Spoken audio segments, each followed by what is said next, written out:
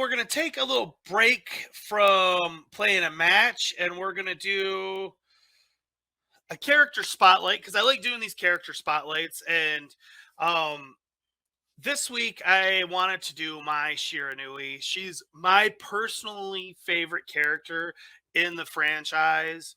I think she's a ton of fun to play as. She's kind of she has similarities to Chun-Li, yes, and a lot of people like to knock her off, say she's a knockoff Chun-Li. And while you could say that she was definitely inspired by Chun-Li to a certain extent, I mean, she came right on the heels of Chun-Li, and the character might have actually already been in pre-development. I mean, I don't know for certain, but I mean, Chun-Li was introduced in 91, and Mai came out, I think, in Fatal Fury 2, which would have been in 92. So, I mean, boom, boom. So, my point being is that when we talk about all the characters, in fighting game history, the females especially, no one can deny that Chun-Li is the queen of the fighting games. I mean, if you think of a female fighting game character, Chun-Li comes to mind. No doubt about it. But when someone says, well, what's number 2 or number 3 or number 4, they're probably going to say they're going to go to characters from Mortal Kombat. And that's not wrong. I mean, you could definitely say Sonya and Katana, they might be the more popular or well-known characters, but it's hard to deny that Katana specifically is as a complete rip-off character of Mai Shiranui. She has the fans, she's a ninja girl, the whole 9 yards. And so my point being is that if Chun-Li is the queen of the fighting games, then Mai Shiranui, she's definitely number 2.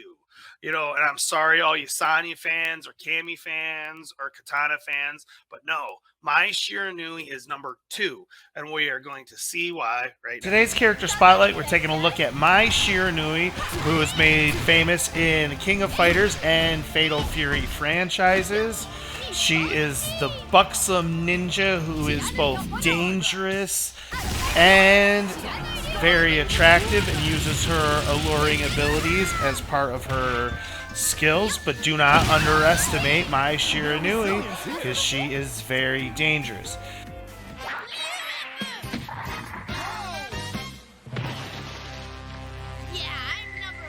And she actually made her debut in Fatal Fury 2, so she's been in this franchise for a very long time. She was definitely a standout character in Fatal Fury 2, and, as you can see, what originally drew people to her. And then she made her next appearance in Fatal Fury Special just 1 year later. So she has been at this for quite some time. And her King of Fighters debut came in the original King of Fighters 94 as part of the England team, an all-female team that appeared in that first game.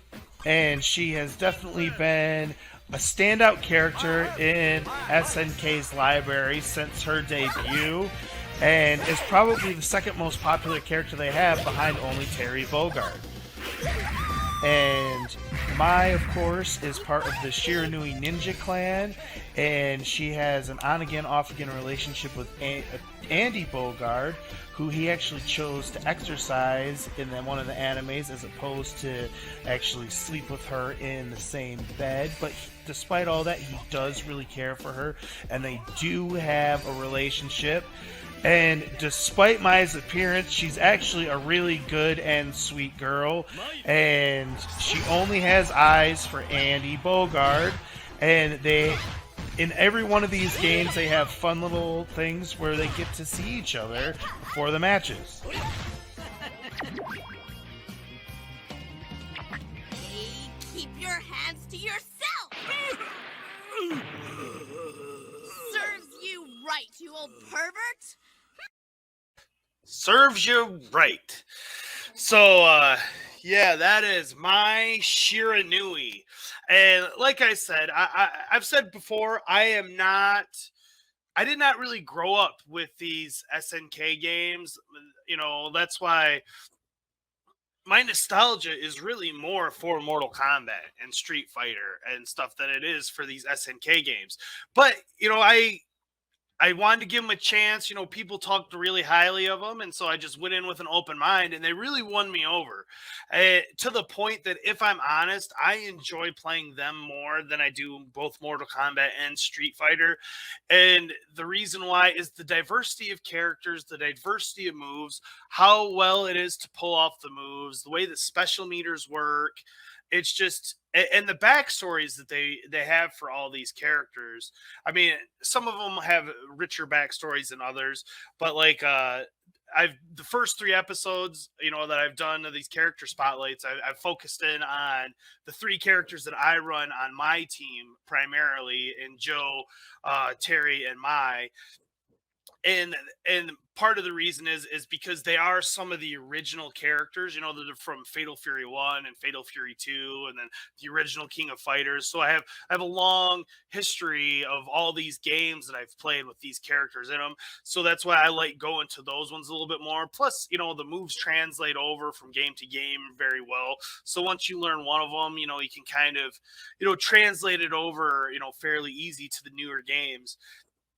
But having said that, they are basically Fatal Fury games and characters, Fatal Fury characters in the King of Fighters franchise. But they have other characters, that are not part of the Fatal Fury franchise. And starting next week, I'll have to be getting into some of those a little bit more. Hey, thanks for watching. And don't forget, we got the iiRcadians merch store.